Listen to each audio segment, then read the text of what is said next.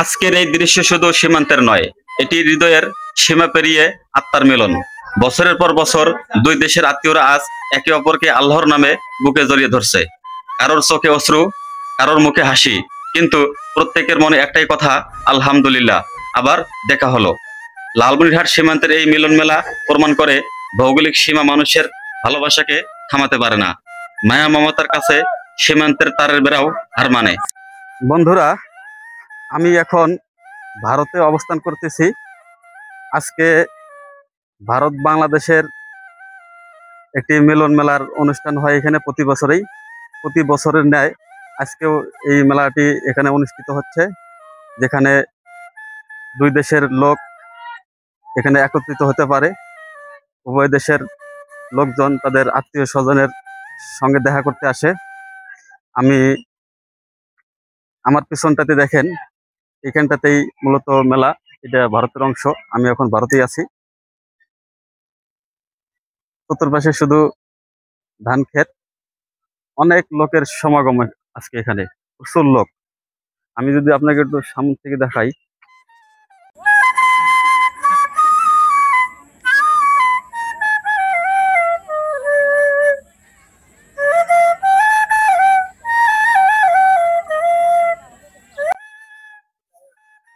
আপনাদের বাড়ি কোথায়? বাড়ি কোথায় আপনাদের? লালমনিরহাট। ভারতে আসছেন কার সাথে দেখা করার জন্য? আত্মীয় স্বজন আছে? আত্মীয় স্বজন আছে? দেখা হইলো? হ্যাঁ কাকা, কেমন আছেন? ভালো ভালো। দেখা হয়েছে সবার সঙ্গে না? ধান ক্ষেতের মাছ দিয়ে আমাদেরকে হাঁটতে হইতেছে, যদিও এখন এদের দেওয়ার সময়সীমা শেষ। মূলত 4টা পর্যন্ত সময় দেওয়া থাকে। আমরা অলরেডি 4টা ক্রস করেছি। এখানে দেখেন,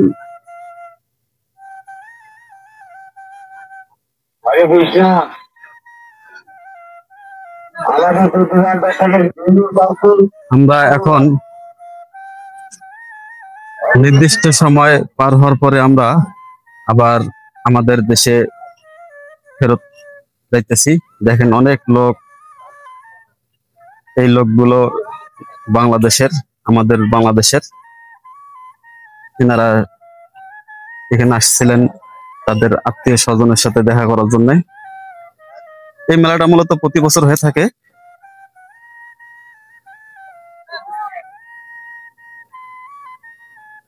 প্রতি বছরের ন্যায় এবারও তার ব্যতিক্রম ঘটেনি।